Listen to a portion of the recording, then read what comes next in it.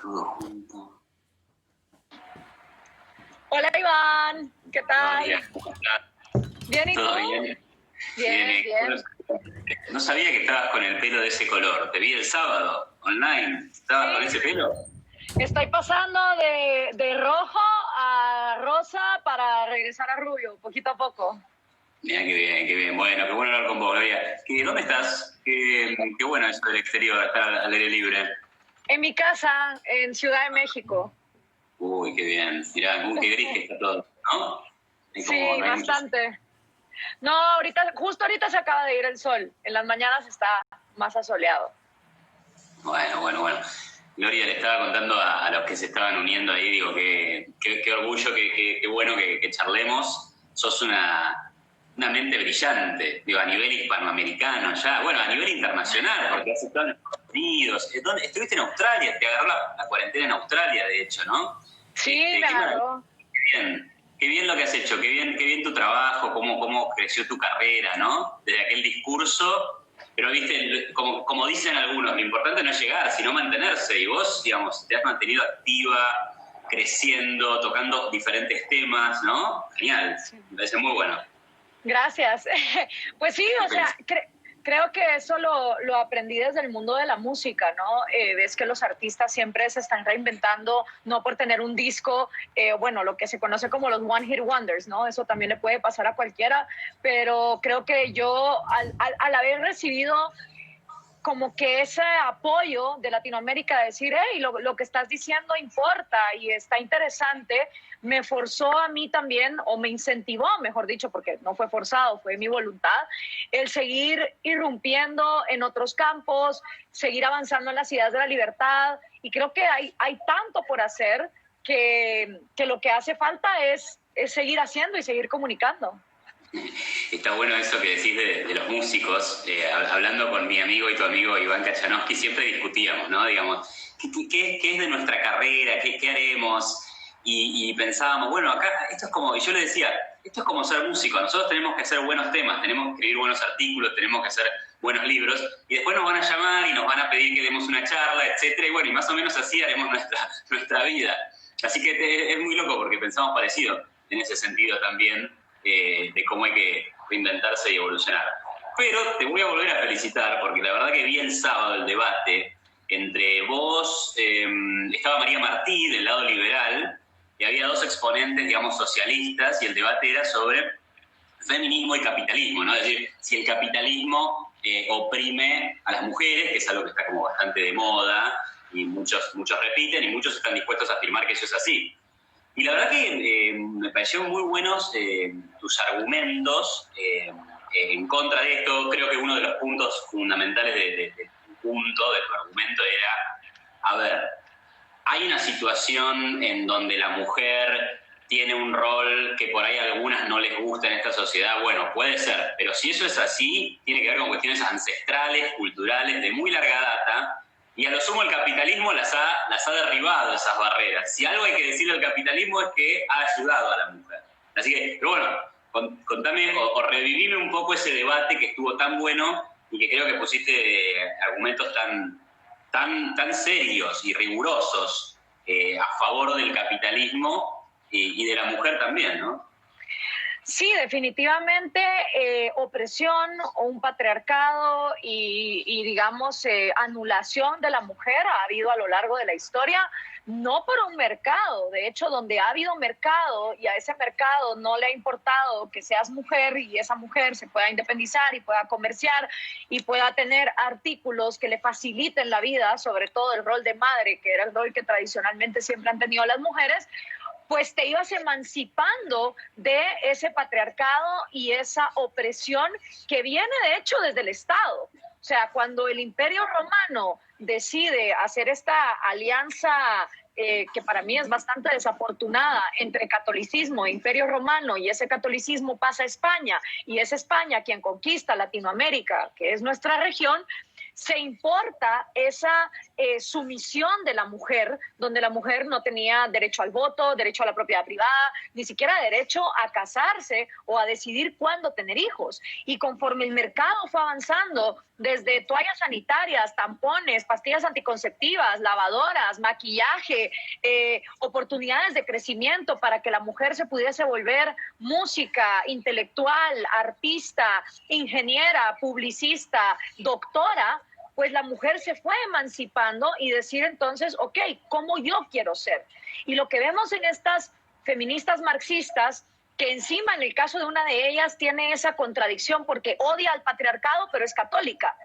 Entonces llegó el punto donde afirmó que el mercado ha oprimido más a la mujer que la iglesia, y la iglesia misma nunca le ha dado el mismo rol a la mujer que al hombre. No solo el cristianismo, cualquier religión institucionalizada, excepto del budismo, que yo ni siquiera diría es una religión, siempre le ha dado un rol a la mujer que es inferior al del hombre. Eso yo creo que tiene una razón muy lógica, y es que no son los hombres los que se embarazan. Entonces, para una iglesia poderse mantener, el celibato masculino era mucho más fácil de controlar que el embarazo de las mujeres, ¿no? Entonces, es bien interesante cómo hay feministas marxistas que no quieren reconocer que el patriarcado no viene del mercado, sino que viene del propio Estado, y esa es la peor dicotomía de todas en las que viven, ¿no? Quieren acabar con el patriarcado, pero el antídoto que le venden a la mujer es que ella es una víctima y que papá Estado se va a encargar de ella. Entonces, no es una propuesta de emancipación de la mujer, es una propuesta de la mujer vista como víctima, que entonces necesita de un padre Estado que la eduque, la mantenga y le diga cómo vivir su vida. Está muy bueno lo que planteas de las religiones. Hace poco vi esta serie que se llama Unorthodox, o poco ortodoxa. No sé si la viste, sí, la de la comunidad judía en New York.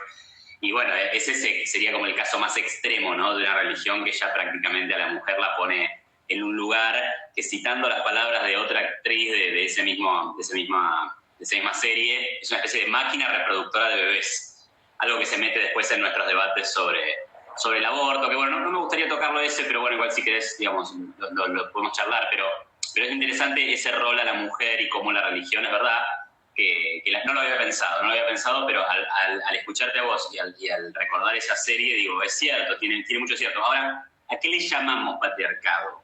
¿Qué es lo que las chicas de izquierda, los chicos de izquierda le llaman patriarcado? ¿Nosotros existe el patriarcado? ¿De qué se trata eso? Porque no lo tengo tampoco muy claro. Mira, yo tampoco, porque es como esos conceptos tipo neoliberalismo, ¿verdad? O sea, que cuando es la hora de llegar a definirlos, ni siquiera los que lo atacan lo saben definir. Yo, en lo personal, el único análisis histórico que hago es que obviamente el hombre tuvo ciertos derechos que la mujer alcanzó hasta el siglo XX. Entonces, si de pater, digamos, viene esa palabra de la predominancia del hombre en la sociedad, obviamente sí, ha habido esa predominancia, y gracias al mercado se las hemos arrebatado de regreso para que haya un equilibrio. Pero más allá de eso, no me atrevería a dar una definición, porque ni siquiera las propias feministas con las que yo he debatido te saben, digamos, expresar bien qué es ese patriarcado. Exactamente. Sí, si yo pensara en de qué se trata, pensaría en una sociedad que le da más importancia al hombre, que la pone a la mujer en un segundo lugar. Y claro, en ese relato, por ejemplo, la idea de las brechas de género tiene un rol, porque vos decís, bueno, hay un patriarcado porque el hombre es más importante que la mujer, porque los hombres en promedio ganan más que las mujeres, ¿no? Digamos, creo que el tema de la brecha de género, por lo menos en la línea económica del análisis, aparece como un caballito de batalla de este nuevo feminismo, y encima ahí va la crítica al capitalismo, porque dicen, vivimos en un mundo capitalista que le paga menos a las mujeres que a los hombres, ¿no? Yo ahí, vos sabés que hice un análisis de un libro que fue bastante vendido acá, que se llamaba Economía Feminista, que lo escribe una autora de raigambre marxista, pero que tiene su doctorado en Nueva York. Crítica menor, eso es ad hominem, me parece muy bien que vaya a Nueva York y estudie, pero bueno, lo comento porque me da un poco de gracia. Y ella obviamente hace mucho énfasis en la brecha de género, pero reconoce lo que ha caído la brecha de género en los últimos años. Por ejemplo, mira, te leo un párrafo que dice: por cada dólar que cobraba un hombre, una mujer recibe 79. Eso hoy es todavía menos, es 84. En Estados Unidos, por cada dólar que cobra un hombre, 84 cobra la mujer. Pero este es un libro de hace 5 años, más o menos. Ese número solía estar en 59 en los años 70. O sea, de 59 pasaste a 84. La propia autora lo reconoce, pero después dice que el capitalismo tiende a generar una brecha entre hombres y mujeres. O sea, primero eso tampoco es así. Y mucho menos cuando ajustamos por tipos de trabajo, ¿no? Hay un análisis muy bueno de The Economist que te dice, si vos tomás a la mujer promedio y al hombre promedio, hay brecha grande, 20, 30, 15%. Pero si agarramos a la CEO de una compañía multinacional con el CEO de una compañía multinacional, la brecha es 1%, 0,5%. O sea que tampoco estamos en un mundo que discrimine, ¿no? O sea, por lo menos los datos tampoco avalan eso. Totalmente, y es que al final cuando te dicen sí, la mujer gana menos, pero ¿gana menos en qué? Porque hay mujeres que ganan muchísimo más dinero que hombres, siendo prostitutas, siendo modelos, siendo publicistas, siendo gerentes. O sea, hay profesiones donde la mujer gana mucho más, siendo deportistas incluso. Entonces, si lo comparamos a nivel histórico, el avance que la mujer tuvo en el siglo XX versus el resto de siglos donde no se permitía que el mercado fluyera de la manera tan, digamos, espontánea como en el siglo XX, vamos a un paso muy acelerado. Y lo único que hay que dejar es que esto continúe así. Y rápido esa brecha se va incluso a superar como ya está pasando en ciertas profesiones. Entonces, creo que no es la solución seguir diciéndole al Estado que momentáneamente, porque no hay nada más permanente que una política momentánea de un gobierno, se haga cargo de eso. Bueno, ahí mira, te refuerzo la opinión. Hay un estudio acá de un economista argentino de la Universidad de Itela, que es muy prestigiosa, él se llama Martínez Rosada, creo, y cuando miró la brecha salarial en Argentina encontró que había una diferencia, pero lo que hizo fue ajustar el pago por horas trabajadas, y él lo que dice es, el hombre trabaja en promedio más horas que la mujer. Cuando ajustamos por eso, la mujer gana más. O sea, en nuestro país, en el año 2016, el estudio ajustado por horas daba que la mujer ganaba más. O sea, acá tenemos como una especie de matriarcado, si se quiere, o una brecha a la inversa. Pero bueno, la respuesta en general que dan las feministas o el feminismo intervencionista, porque entiendo que hay un feminismo liberal que vos decís representar, es que tiene que haber, no sé, cupos, por ejemplo, ¿no? Por ejemplo, cupos en el Congreso, y alguno lo llevaría más allá y diría, no, cupos en las empresas privadas, ¿no? Al argumento ahí que parece razonable, a mí no me cierra, pero bueno, es bueno, si somos mitad de hombres y mitad de mujeres, en el Congreso tiene que haber por lo menos mitad de hombres y mitad de mujeres. Pero, ¿qué sentido le ves vos a ese argumento?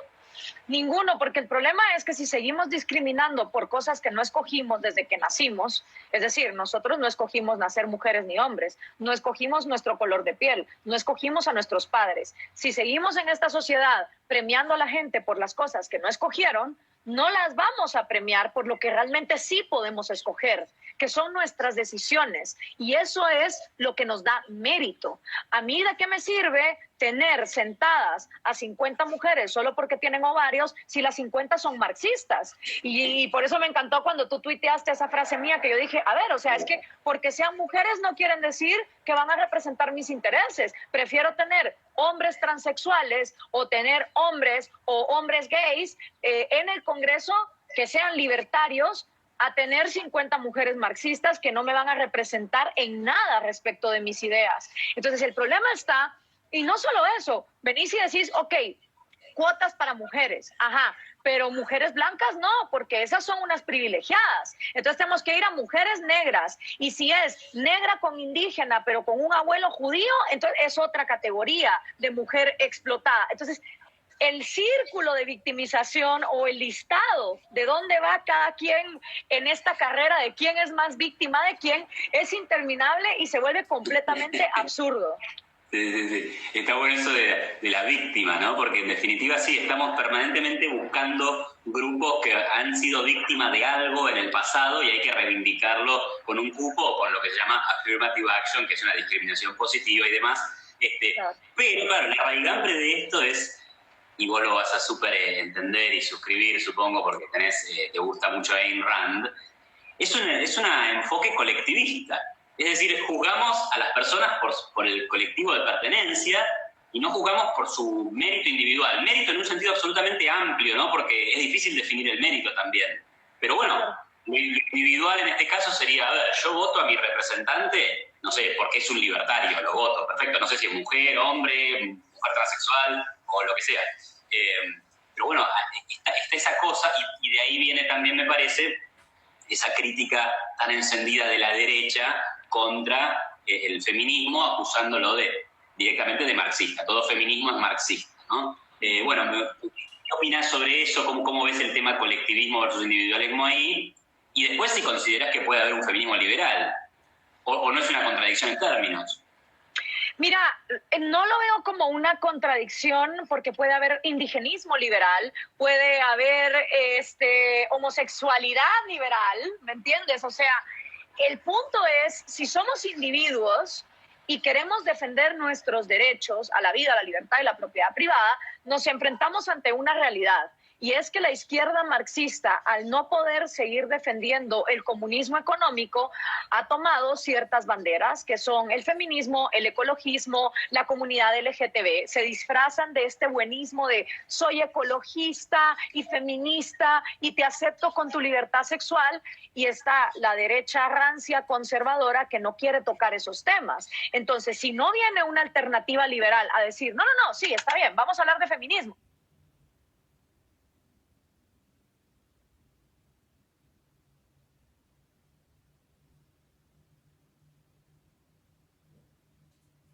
Pero vamos a hablarlo desde la perspectiva libertaria. Vamos a hablar de ecologismo, pero hablemos de cómo el mercado propone soluciones ambientales que son mucho más efectivas que un protocolo de Kioto o un tratado de París. Si los libertarios nos cruzamos de brazos y decimos, no, de esos temas no hay que hablar, entonces nos van a seguir ganando la batalla cultural los marxistas. Y la derecha rancia conservadora, si sigue siendo mercantilista, clasista, racista y machista y súper dogmática en su religión, no va a haber manera que ganen juventud, porque la juventud, hoy por hoy, los millennials, los centennials y los que vengan después, va a ser la juventud más globalista, menos racista, menos machista que la humanidad ha conocido. Entonces, nosotros, creo yo, tenemos el mejor producto para ofrecer. Y si no hablamos de los temas que los marxistas han secuestrado solo para complacer a esa derecha rancia conservadora, nos vamos a quedar sin propuesta. Sí, creo que la diferencia de enfoque del liberalismo es más en términos de colectivo versus individuo. La izquierda te habla de estos temas en la defensa del grupo. O sea, defiendo al grupo L, defiendo al grupo de mujer, defiendo al grupo negro, defiendo al grupo tal, pero nosotros defendemos el derecho de cada individuo. Entonces, digamos, en el caso de defender a los negros, volvamos a los 50 en Estados Unidos, por ejemplo, ¿no? Uno diría que el derecho individual de esa persona por ser negra estaba siendo vulnerado y en la defensa era de la libertad individual, ¿no? Y acá va a ser lo mismo. Mi pregunta entonces también sería si hay algún derecho que la mujer no tenga hoy en las sociedades occidentales capitalistas, porque, y tal vez lo hay, o sea, vos por ahí me lo decís mejor, pero si no hay ningún derecho que una mujer tenga, que no tenga un hombre, entonces estamos en una igualdad de la ley, entonces ya estaría, digamos, no habría que luchar por esa libertad individual porque ya la ganó. Pero entiendo que hay algunas cosas, ¿no? Está la violencia de género, está el tema del acoso, ahí hay como cosas por ahí no terminadas o que se pueden seguir pensando, ¿no?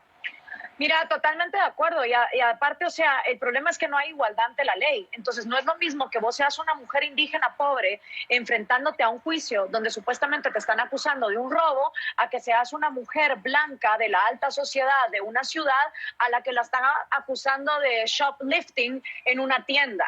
Porque si esa mujer blanca de alta sociedad tiene un buen abogado que pague el soborno, sale de la cárcel. Si sos una mujer indígena pobre, te podrís en la cárcel. Y esto lo ha representado muy bien series de televisión como Vis a Vis o Capadocia, que hablan de la realidad en las cárceles de mujeres. Entonces, no es de que no haya una disparidad de igualdad ante la ley, hombres versus mujeres, no, entre las mismas mujeres No es lo mismo cómo te trata el Estado, cómo te trata la sociedad, dependiendo de qué tipo de mujer sos. Y esas son brechas que no las va a arreglar un Estado legislando. Eso es una batalla cultural, porque como yo dije en el debate, machismo se escribe con M de mamá. Si solo los hombres fuesen machistas, hace años los hubiésemos agarrado a todos y los hubiéramos mandado a una montaña a que vivan ahí solos como salvajes. Pero la razón por la que el machismo se sigue promoviendo es porque también es cosa de mujeres. Son las mismas mamás las que educan machos, abusadores, golpeadores. Son las mismas niñas las que buscan maridos que también las opriman por orden de sus propias madres. Entonces, es una cuestión mental, cultural y que es transversal en la sociedad. Y la batalla que hay que hacer ahí es precisamente del individuo, de decir, independientemente de si sos mujer, hombre, gay, transexual, tenés 3 derechos fundamentales y todos los demás están obligados a respetártelos como tú estás obligado a respetar esos derechos en los demás.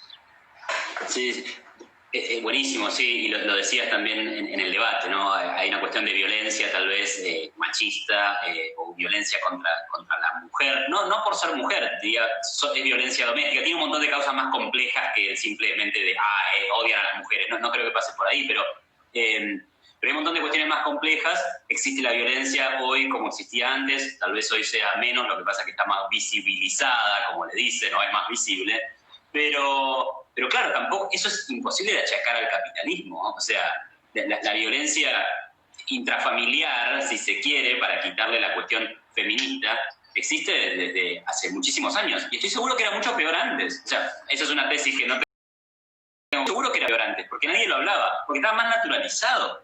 Y fíjate vos, me atrevo a decir que ese capitalismo que le dio libertad a la mujer porque le permitió medios de vida independientes. O sea, la mujer a partir de los años 40, años 50, empezó a salir al mercado laboral, empezó a ganar su plata y empezó a decirle al tipo golpeador, si me golpeas de vuelta me voy y puedo vivir sola, andate a cagar, digamos, ¿no? Entonces, como que es un mecanismo liberador. O sea, digo, ni siquiera le podés achacar la violencia al capitalismo, pero incluso tal vez hasta le podés achacar algo bueno, que es que la mujer tiene más posibilidades de irse y evitar la violencia del hogar, ¿no?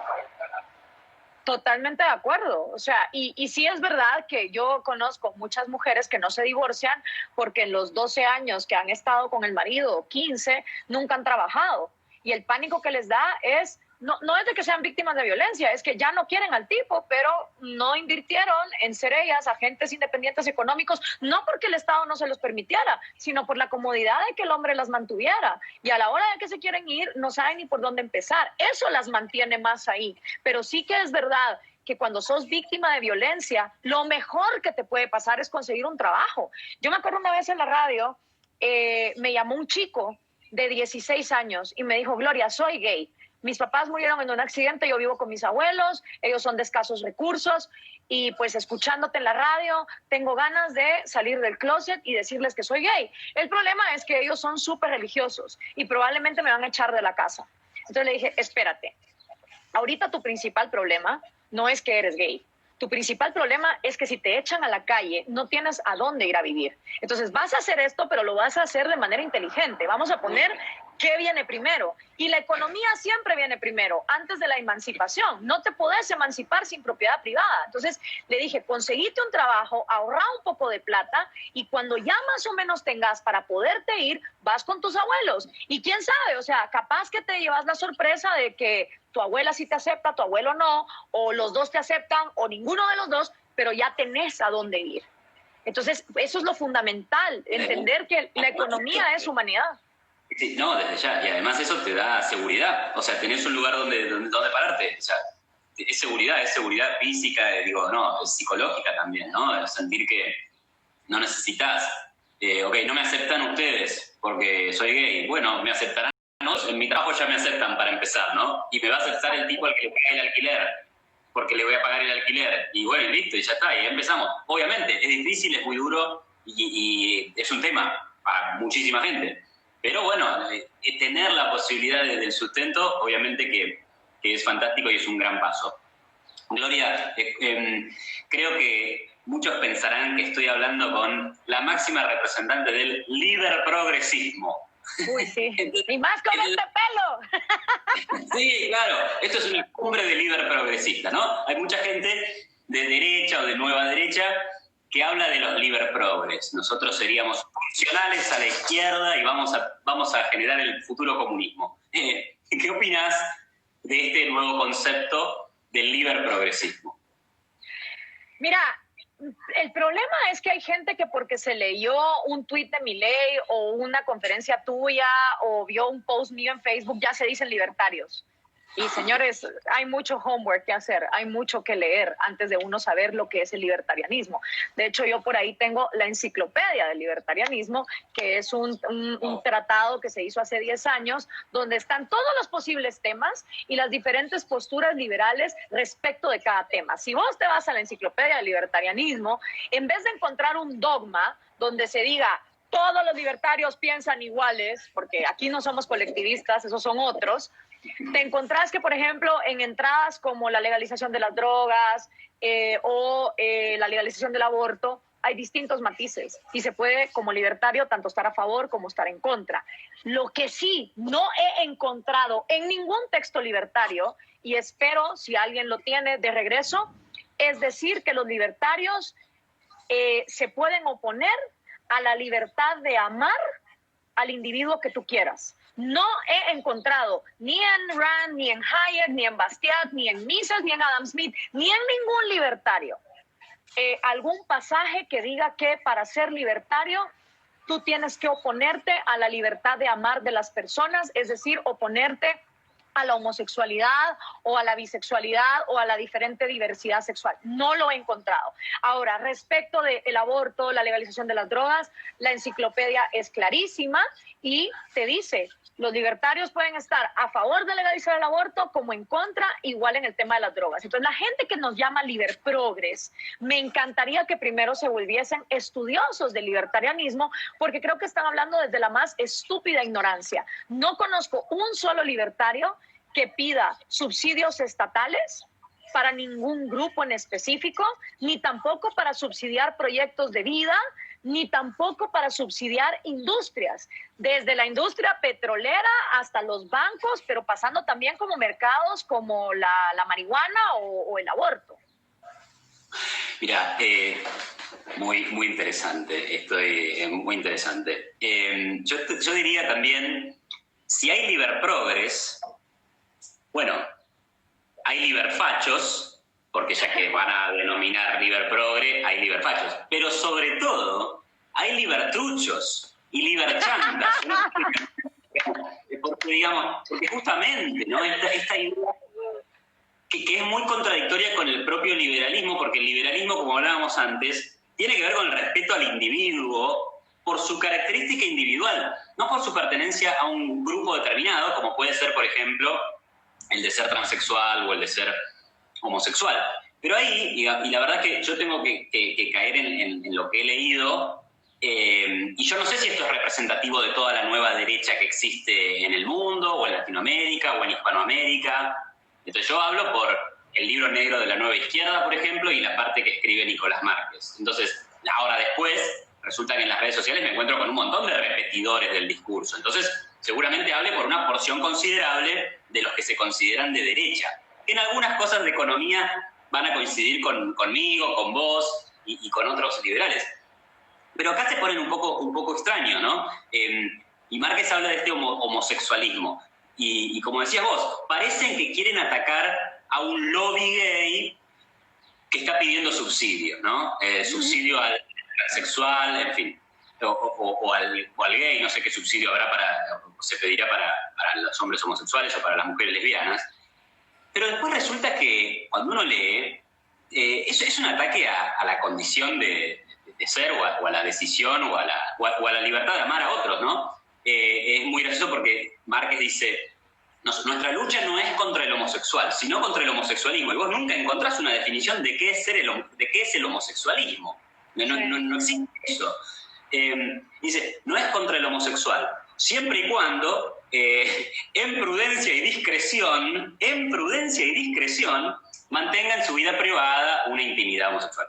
Digo, ya arrancamos mal, porque si no fuera en prudencia y discreción, es decir, si hay dos chicos transando en una plaza, eso es indiscreto, eso no es prudente. Entonces ya como que muestran un poco que lo que molesta no es el subsidio, sino que lo que molesta es la forma de vida que llevan otros, ¿no? Digamos, yo lo decía en esa conferencia que vos estabas, decía, a ver, si nos queremos oponer a los subsidios, como Gloria se opone, como yo me opongo, si nos queremos oponer a los impuestos altos, a la transferencia de recursos desde el Estado, no hace falta tratar a las mujeres de idiotas o a los gays de sodomitas, ¿no? Porque sodomita tiene toda una connotación negativa y encima absolutamente incorrecta. O sea, sodomita tiene que ver con practicar el sexo anal, cosa que puede practicar cualquier heterosexual, o sea que encima no es correcta.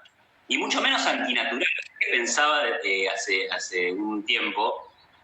Si lo único que vale es lo que la naturaleza da, bueno, eliminemos la medicina, eliminemos las cirugías, eliminemos la ciencia médica, porque eso es una construcción artificial del hombre. Entonces, ¿qué es la naturaleza?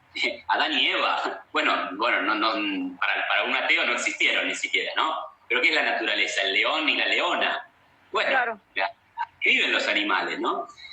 Entonces hay un tema ahí que bueno, es una diferencia muy marcada entre la postura liberal y una postura más conservadora, que es, esta es la manera de vida que hay que vivir, y el resto no me gusta, y el resto la critico, ¿no?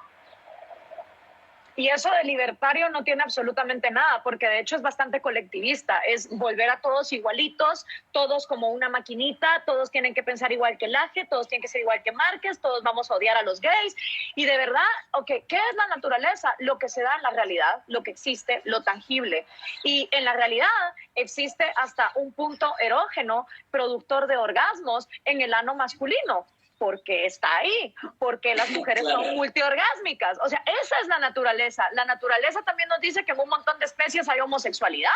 O sea, lo natural es lo que se da. Y natural también es el cáncer. Entonces, como vos decís, bueno, si es solo que la naturaleza, pues natural también es el cáncer. El coronavirus también es natural. Entonces, dejémoslo, ¿va? O sea, son de verdad falacias que no resisten ningún análisis.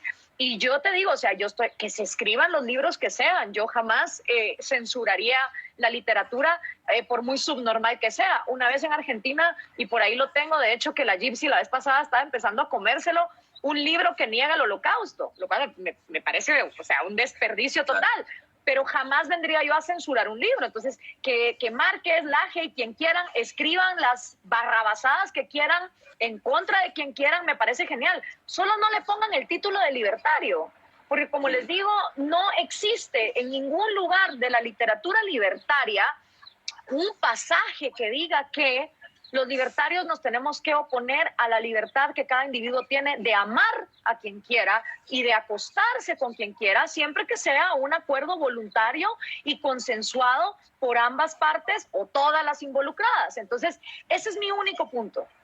Sí, y hay una cuestión ahí que creo que también ciertos referentes hacen una mala lectura de Hayek, ¿no? Siempre hablan de Hayek y cómo siguen mucho a Hayek, y Hayek en algunas cosas podía tener alguna postura, bueno, en favor de las tradiciones, de ciertas tradiciones, pero elaborando sobre Hayek, también una cuestión muy importante de Hayek es que las instituciones son evolutivas, son parte de un orden espontáneo y van adaptándose a la acción humana, digamos, ¿no?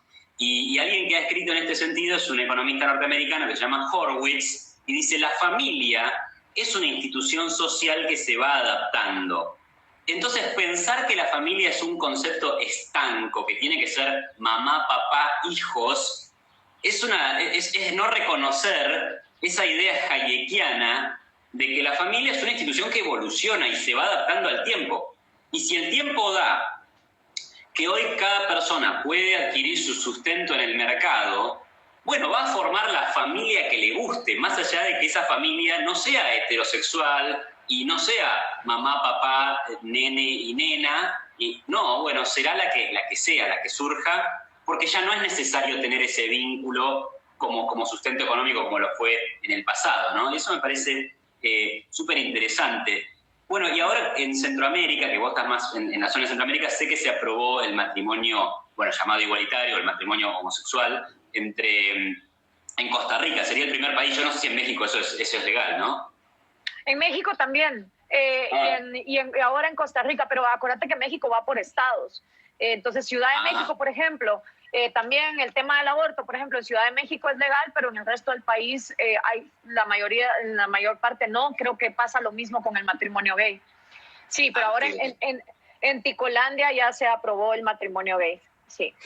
¿Y qué te parece? ¿Eso es un error? ¿Eso es algo progre? ¿Eso es de izquierda? ¿Eso es una revolución marxista contra los valores tradicionales o es igualdad ante la ley? Bueno, de hecho, como yo lo cuento ahí en Cómo hablar con un conservador, en mi libro donde hice incluso un estudio sobre la familia nunca ha sido mamá, papá e hijos. Si nos vamos a los tiempos de las cavernas, las familias eran tribales. Todas las mujeres cuidaban a las crías mientras los hombres se iban a casar. Si vos te vas en un repaso histórico por la historia de la humanidad, la familia nunca ha sido solo mamá, papá e hijos. Hay familias de abuelas viudas con los nietos, de tíos con los sobrinos, de mamá soltera con los hijos, de padre soltero con los hijos, como fue el caso de mi papá. Cuando se separaron de mi mamá, nos quedamos viviendo con mi papá. O sea, la familia jamás en la vida, en la historia, ha sido solo papá, mamá e hijos. De hecho, ese es el milagro dentro de las familias, la excepción casi que, porque recordemos que los matrimonios, el concepto romántico del matrimonio, y esto Ayn Rand lo explica muy bien, empezó con el capitalismo, el tú poder casarte con quien realmente amabas. En el resto de la historia, los matrimonios eran transacciones por conveniencia, para juntar reinos, y se entendía que la mujer tenía sus amantes, si bien le iba, y el hombre, por supuesto, tenía sus amantes mientras estaban casados. Entonces, esta noción de mamá, papá, hijos, como la 21ª familia que hay, no corresponde a lo que la historia nos enseña. Y Sapiens de Yuval Harari también lo explica súper bien. Mira, qué bueno, porque ese libro lo han recomendado mucho, así que me lo tendría que leer. Es como que esa familia que le llaman tradicional es una pequeñita parte de la historia de la humanidad, como que fue una cosa que sí que existió, pero que en general no. En las estadísticas de Argentina dicen que solamente el 37% de las familias están conformadas de la forma que se llama tradicional. Después tenés gente viviendo con sus abuelas, con sus tíos, bueno, padres y madres del mismo sexo y demás. Acá te comparto una reflexión que me pareció muy interesante de nuestro amigo Walter Gómez, que dice: no le digan matrimonio del mismo sexo, porque los casados sabemos que siempre es el mismo sexo. Así que me pareció muy bueno. Y no sé que hay una cuestión que a veces me pasa en las redes sociales con estos temas, que vienen algunos y te dicen, bueno, es que si fuera por la unión homosexual, se va a acabar la especie, ¿no? Imagínate que el mundo se vuelve gay y que terminamos con la inseminación artificial, porque no pueden razonar que existe eso, pero bueno, asumamos que también desaparece eso. Fíjate el argumento colectivista, ¿no? Ahora, si se acaba la especie porque nadie más quiere reproducirse, bueno, ¿qué problema hay, no? Digamos, claro. Son las decisiones voluntarias de todo el mundo. ¿Cuál es el drama? Pero por eso hay una mentalidad muy colectivista en esa derecha, que es tipo, tenemos que hacer cosas por la especie. No hay que hacer nada por la especie, ¿no? Hay que hacer cosas por uno mismo, por la gente que uno quiere. Aparte te digo una cosa, yo tengo una teoría ahí, y de hecho hace poco en Guatemala un chico que lo conozco desde los 12 años, ahora tiene 21, me lo encuentro en una discoteca y me dice: Gloria, te tengo que contar algo. Yo, ¿qué pasó? Soy gay. Y yo, no, en serio, bueno, felicidades, me alegro muchísimo. Y me dice: sí, bueno, ya le conté a mi mamá y tal, y cómo te fue, y bien, y tal. Y me dice: y yo siempre me voy a acordar que cuando tú llegabas a casa, decías que para ti la homosexualidad quizá era una respuesta a la sobrepoblación, y que tal vez la propia madre naturaleza estaba produciendo más homosexuales, que todos pues salen de la unión de un hombre y una mujer, para como hacer ese equilibrio de la especie. Entonces yo siento que estoy contribuyendo al planeta, me dice, y le digo yo: A ver, le dije, o sea, eso es algo que yo no puedo comprobar, pero sí es verdad que la naturaleza es más sabia y la homosexualidad siempre ha existido. Se calcula que es el 10% de la población mundial que es homosexual. Entonces, no hay riesgo de que nos vamos a acabar por la homosexualidad. Y aunque ese fuera el caso, creo que hasta podemos hacer inseminaciones in vitro, etcétera, etcétera. Pero sí, otra cosa que yo también he pensado y he tenido estas conversaciones con amigos en Burning Man, es que fíjate vos, el cerebro de los homosexuales tiene un toque muy femenino en el caso de los hombres. Y por eso las mujeres tenemos tantos amigos gays, ¿no? Porque nos entienden, tienen tal vez esa sensibilidad que el hombre masculino heterosexual no tiene. Y las lesbianas, que quizá es una relación que ha sido menos experimentada que la de mujeres heterosexuales, hombres gays, pero las lesbianas tienen también un contacto muy masculino que hace conexión con el hombre heterosexual más masculino. Entonces, para mí, la homosexualidad es como un puente comunicacional que hace que las mujeres heterosexuales y los hombres heterosexuales tengan ese como puente comunicacional donde hay como un intermedio que por ahí puede ser que te tenga más empatía que la persona del otro sexo. Y no te puedo explicar la cantidad de amigos míos, hombres heterosexuales, que una vez se quitan esa homofobia y tienen amigos gays, han recibido excelentes consejos que los hacen ser mejores padres, mejores esposos, mejores novios. Entonces, creo que cuando hay odio irracional y ese dogmatismo, nos perdemos de verdad de la oportunidad de conocer seres humanos maravillosos, independientemente de... Desde ya. Y ahí te hago dos comentarios, ¿no? Se debate hasta que si existe o no la homofobia. A ver, hablamos de homofobia en términos generales, de esa discriminación, de ese odio. Odio es muy fuerte, pero fobia es una buena palabra, porque en realidad lo que uno tiene es una especie de temor irracional a conocer lo diferente. Y obviamente que eso... ¿Y de qué nos bloquea eso? De conocer personas, de conocer individuos, y de eso se trata el liberalismo. A ver, vos podés no conocer a nadie si no tenés ganas, está perfecto, y estás en tu derecho a discriminar. Bueno, te perderás, pero te vas a perder grandes oportunidades, digamos. A ese nivel tampoco me molestaría tanto. Ahora, dijiste algo súper interesante que es esto del 10% de la población. Vos sabés que en el libro de la Nueva Izquierda, hasta ese número se debate. Y yo no sé si ese número será mayor, menor, pero el argumento de Márquez es, no, ese es un número mentiroso para agrandar el reclamo. Entonces, y con el argumento del número, quiere, digamos, minimiza la cuestión que sea relacionada con este tema.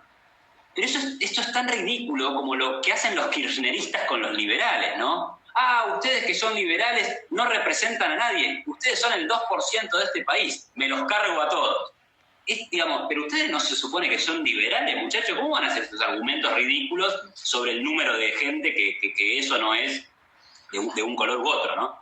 Y ahí una de las acusaciones que hacen, y que me pareció absolutamente contradictoria, o sea, es un mal argumento directamente, de Agustín Laje discutiendo con Antonella Martí, porque Antonella Martí criticó a Vox, porque dice que este es un partido que no es liberal y que se mete en la cama de la gente y que eso no corresponde.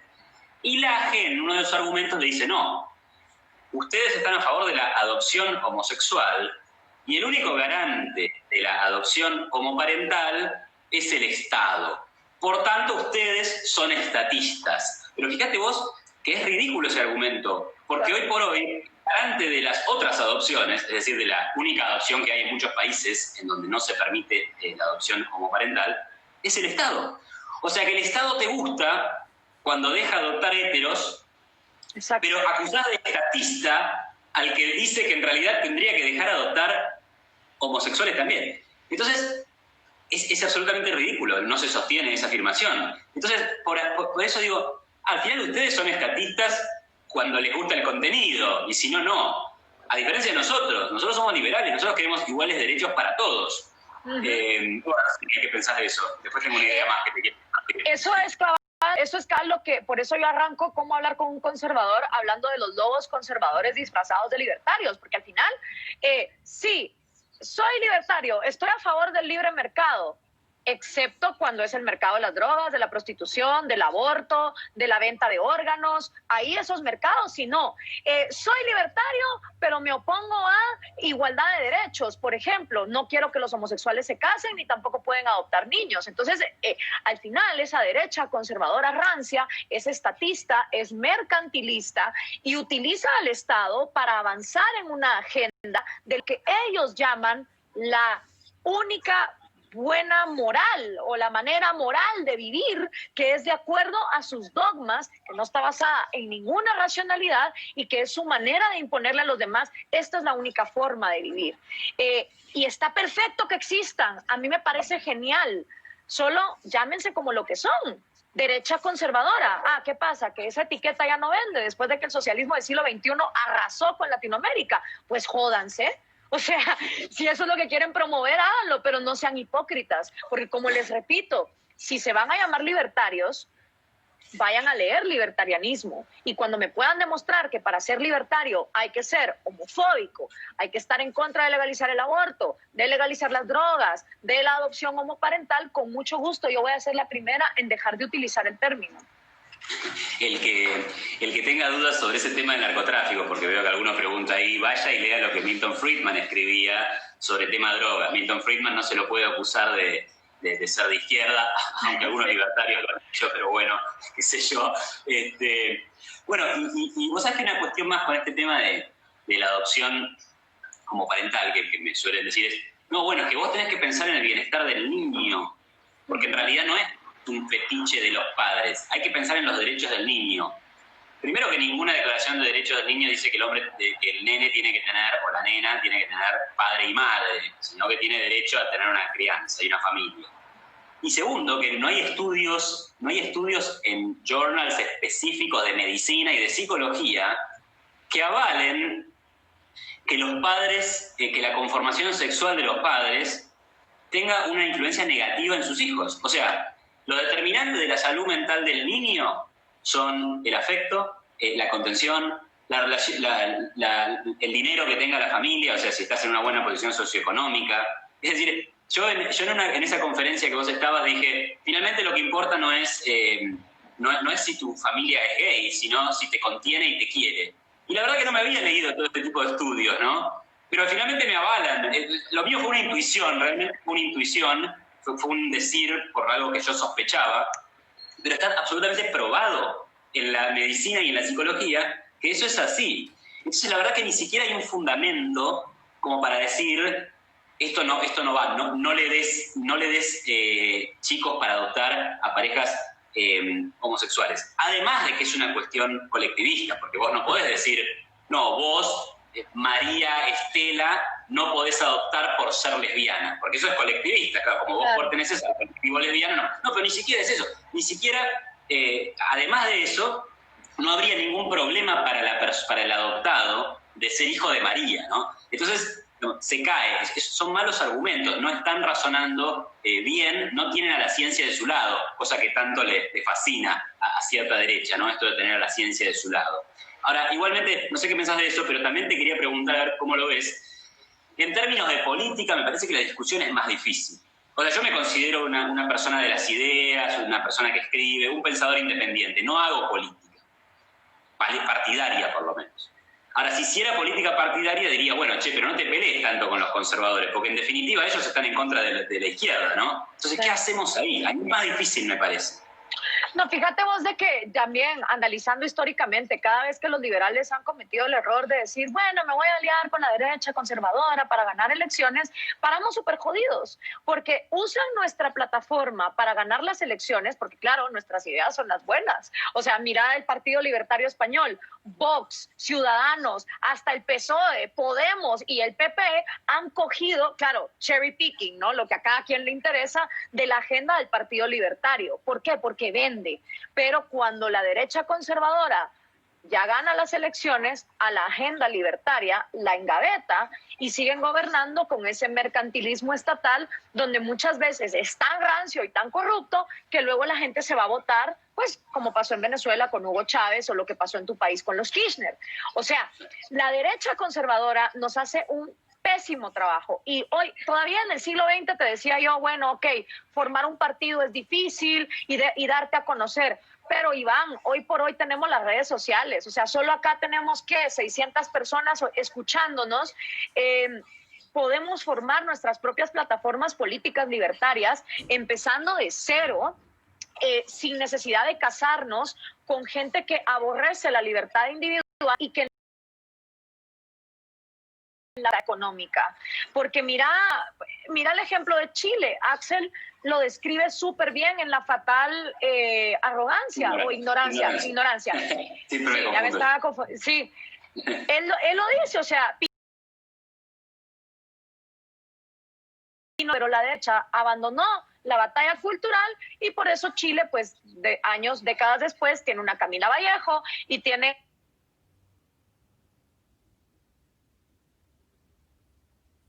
a toda esta movilización.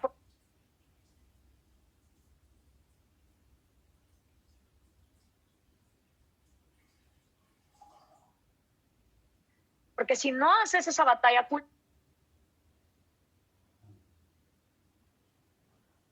cultural, eventualmente la izquierda te va a venir a pegar.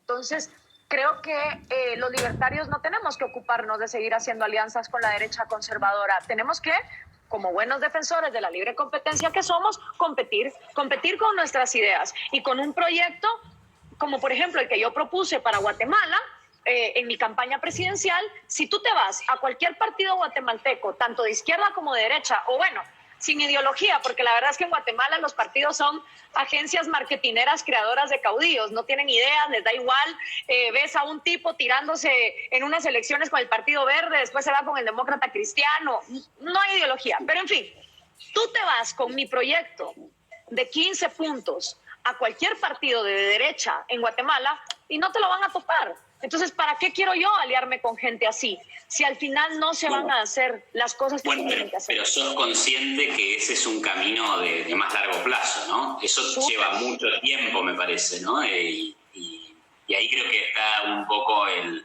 dilema que enfrentan muchos que dicen, che, yo tengo ideas liberales, y lo digo por muchos amigos, yo tengo, digamos, hoy por hoy en Argentina hay un montón de grupos que están iniciando partidos liberales. Quieren hacer partidos liberales y son diferentes, o sea, son diferentes grupos, porque no es que se han unido todos, cosa que es algo que algunos le critican. Pero bueno, el dilema es ese, digamos. Llevaría mucho tiempo, o no, tal vez ahora aparece la suerte y lo logran construir rápido. Pero a ver, José Luis Espert, por ejemplo, compitió en las elecciones presidenciales del último año y sacó pocos votos y encima hizo alianzas con gente que uno diría que es medio impresentable. Igualmente fue bajo su propia plataforma, o sea que sus propuestas eran suyas, ¿no? Fue una plataforma muy liberal, por lo menos en muchos temas económicos, y además vos y yo que lo conocemos a José Luis, seguramente creemos que de haber tomado el poder habría hecho realmente un programa liberal y no como lo que fue el gobierno de Macri, que fue realmente un fiasco porque claro, no hizo reformas de magnitud. Pero bueno, creo que hay un tema de largo plazo. Por eso yo digo, en algún lugar prefiero la comunicación de ideas, la investigación, escribir, dar clases, ¿no? Porque creo que eso es tal vez un trabajo de transformar al mercado electoral a atacar por la demanda y por la oferta. Pero bueno, vos tuviste oferta, vos seguirías haciendo política, querés armar tu partido. Bueno, ahora estás en México, no sé cómo. Estás más en un ahora, ¿no? Que de política. Sí. No, pero eso es lo bueno, mira, o sea, yo con un video que me costó nada, la producción del video, que no es la gran cosa, lancé una campaña presidencial diciendo, esta es la primera campaña 100% ecológica, porque yo no voy a andar con volantes ni con vallas publicitarias haciendo contaminación visual. Es la primera campaña que no tiene ni plata del narco ni plata del empresariado guatemalteco, porque así son los empresarios guatemaltecos. Y es la primera campaña 100% libertaria. Consiste en este video, son 15 puntos, take it or leave it. O sea, a mí, más que aliarme con gente para ver si me da apoyo, este es mi proyecto. Si te querés aliar, este es el proyecto. Si no, tu apoyo no me interesa.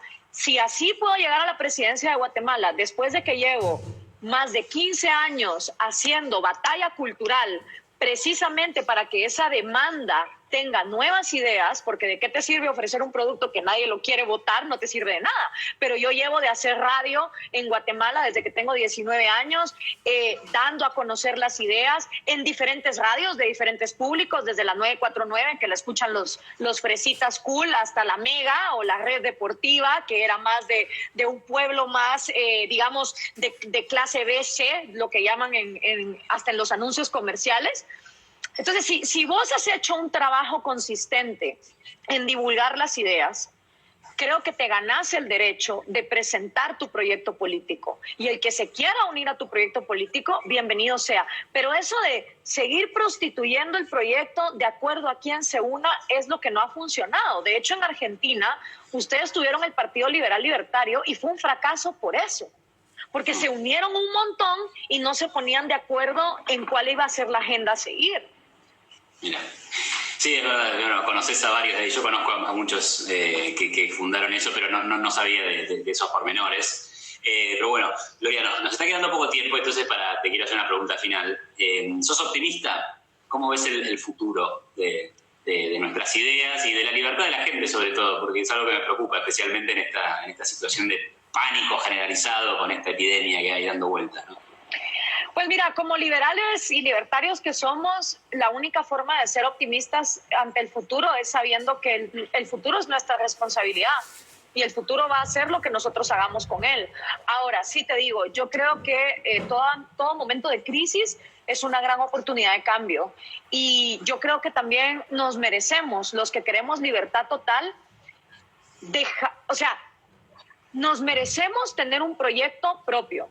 Y si se vuelve muy difícil salvar cada país de América Latina de estos proyectos estatales mercantilistas, tanto de una derecha corrupta como de una izquierda dictatorial, ¿por qué no hacer nosotros nuestro propio proyecto?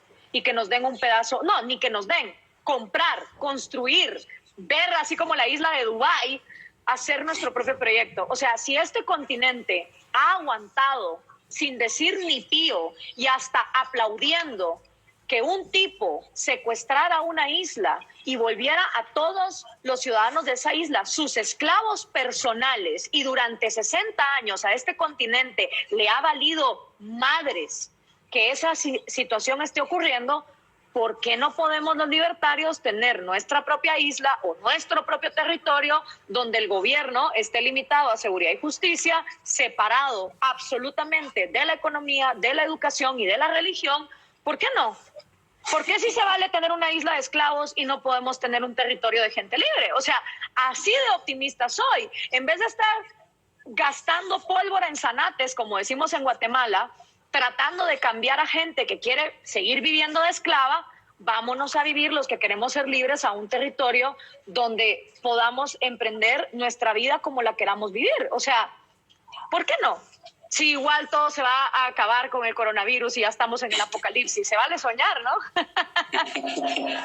Me parece muy buena esa nota de optimismo. Agrego otra variante del optimismo, que no es tan optimista, pero es, bueno, lo que nos queda es una resistencia en donde vamos a seguir predicando y vamos a poder ir ganando batallas. O sea, me parece que eso también es posible. O sea, vivir en un mundo intervencionista, socialista, con un gran Estado, pero ganando batallas, corriendo el eje del debate, y cada tanto aparecerá una alternativa política menos opresora, digamos, menos estatal. Creo que con eso yo me conformaría. Pero lo de la isla no está nada mal, aunque no sé si me iría a vivir los libertarios. Después termina siendo un problema también, ¿viste? Nos ponemos de acuerdo entre nosotros, empezamos a discutir sobre la anarquía. Me preocupa eso. Bueno, muchas gracias. Gracias, Ha sido muy gracias a ti. Un placer. Y espero que nos veamos pronto. Un abrazo, Iván, a toda tu familia, que estés muy bien, y a todos los que estuvieron sintonizando. Gracias y por sus comentarios. Bye. Igualmente, muchas gracias a todos. Esto queda grabado igual en mi